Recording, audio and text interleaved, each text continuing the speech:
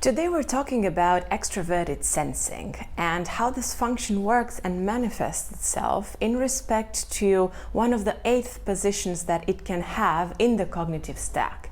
And we will link that to the personality types that use extraverted sensing in that specific way. So please don't forget to like and subscribe, and let's dive in. Okay, so firstly we've got extraverted sensing as a hero or dominant function. This is the case of ESTPs and ESFPs, who basically use this function in such a way that it kind of dominates and takes control, takes charge of everything that is happening in their psyche. So when an ESTP and an ESFP will use extraverted sensing, it will pretty much manifest in everything that they do. It will look like a very, very good ability to live in the present moment, to read the physical cues that are happening around them, whether that's people or situations or objects or whatever. And they will very easily improvise and adapt into that specific context, into that specific situation.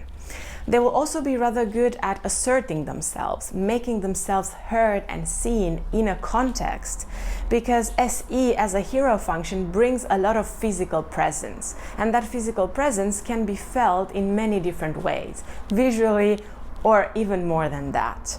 Also, this hero function will be quite loud, and it will kind of manifest in an ESTP's and an ESFP's ability to perceive things in a very concrete fashion, allowing them to kind of navigate the world as things are going. But of course, this comes at the cost of having difficulty thinking long-term, planning into the future, and kind of seeing what consequences their actions might have, especially the more they use this function. Next, we've got extraverted sensing as a parent or auxiliary function. This is the case of ISTPs and ISFPs, who kind of use this function probably in the healthiest way, because this function tends to be rather mature in them, and they're also good at reading physical cues. They're also good at being realistic and understanding things in a concrete fashion. But more so than that, they don't use it so excessively as an ESTP or an ESFP does.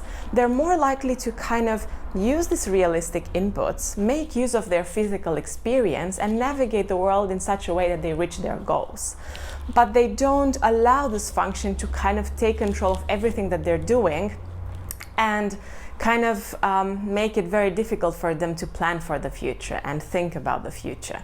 They will be able to better do it as compared to ESTPs and ESFPs, but they will still kind of prefer living in the moment and taking things one step at a time. Thirdly, we've got extraverted sensing as a child function. This is the case of ENFJs and ENTJs, for whom this function seems to be that naive child that is in need for protection. It's probably the most innocent and candid function in their stack. What this means is that ENFJs and ENTJs will be curious to explore extraverted sensing, because they will understand the importance of living in the moment, in not getting so caught up in their heads and planning far into the future. And they will understand that sometimes it's good to be present, to connect to your senses, and to enjoy the physical world, to enjoy the moment. So they will be very candid and happy and naive when exploring this function. They will be even, kind of passionate about fashion or food or good drinks or good physical experiences. I've pretty much seen all ENFJs and ENTJs be somewhat into some of these things. But when stressed and when overwhelmed, it will be much more difficult for them to access this function, and they will then get back to introverted intuition. And their ability to live in the moment and connect to the physical cues will be limited because of that. Then we've got extraverted sensing as an inferior function. So this is the case of INFJs and INTJs who lead with introverted intuition. And what this means is that they will kind of have difficulty living in the moment. They will have difficulty paying attention to physical cues and observing details in the real world, in the concrete world. And they will have difficulty favoring concrete experience and concrete understanding in the favor of abstract understanding. However, INFJs and INTJs will be drawn to see what extroverted sensing feels like, and they will be drawn to live in the moment and do things in a way that maybe an ESFP or an ESTP does. But what will happen is that they will kind of get caught up in an SE grip, which will result to them having uncharacteristically reckless behavior, being maybe even clumsier than usual, and looking kind of silly to other people, because it's not something that comes naturally to them and is aligned and mature in their personality. So it will look rather foolish and silly to other people who favor sensing a bit higher in their cognitive stack. However, if INFJs and INTJs get some sort of accomplishment from using this function, they will feel very good about themselves, and it will feel kind of like, oh my god, this is the achievement of my month. Okay, now we're going deeper into the stack and reaching the shadow spectrum. Here we've got extroverted sensing as a Nemesis function, so the 5th function. And this happens for ISFJs and ISTJs, who lead with introverted sensing as a hero function. So in this kind of scenario, ISFJs and ISTJs will feel like extroverted sensing types, especially the hero extroverted sensing types, are triggering them.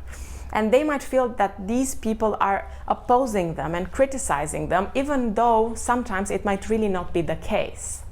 Additionally, it's possible that SE in other people will trigger a voice in their head and an insecurity that they have. For example, the fact that they often feel as though they're incapable of living in the moment and adapting and improvising, and the fact that they rely too much on their past experience, on traditions, on rules, will make them feel uncomfortable when working with or paired up with the SE hero type, because this will kind of show them that things can be done in a different way, but they might be a bit resistant to adopt it and integrate it in their perspective. However, sometimes they will make use of SE to kind of better deal with the material world, with a concrete world, paired up with their introverted sensing. Extroverted sensing as a 6th function, so a critical parent function. This is the case of ISFJs and ESTJs, who kind of use this function as a critic for other people and for themselves, but especially for other people.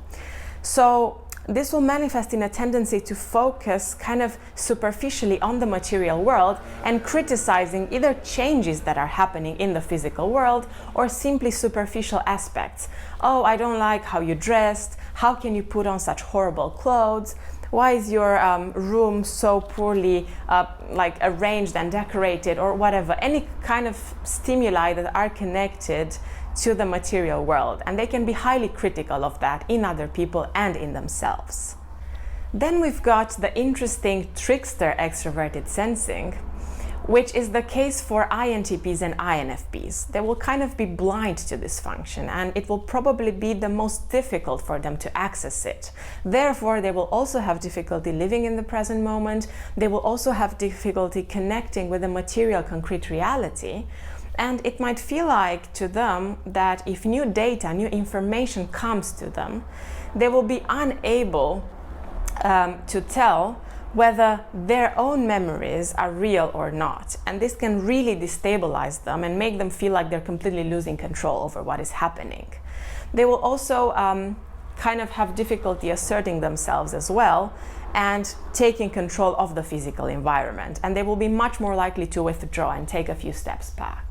And lastly, we've got extroverted sensing as a demon function. So this happens for ENTPs and ENFPs who lead with extroverted intuition.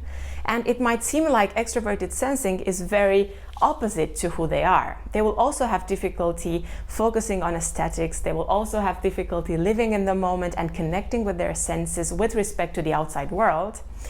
And they might feel triggered by SE heroes, for example, because they will find it hard to relate to the way that they engage with the world, to the way that they experience the world. And this can be a slippery slope, but as I've mentioned in my previous video, it's possible that actually these functions that seem to be so opposite of each other are actually really, really inherently connected. And it's possible that the first and the last function are a way that the psyche uses to create some sort of a balance. Like in this case, extroverted sensing and extroverted intuition could connect in such a way that they create some sort of a stable yet unstable dynamic that allows the psyche to spin. So thank you guys, thank you for watching this video. If you enjoyed it, please don't forget to like and subscribe, and see you next time with another perspective on what cognitive functions might actually look like.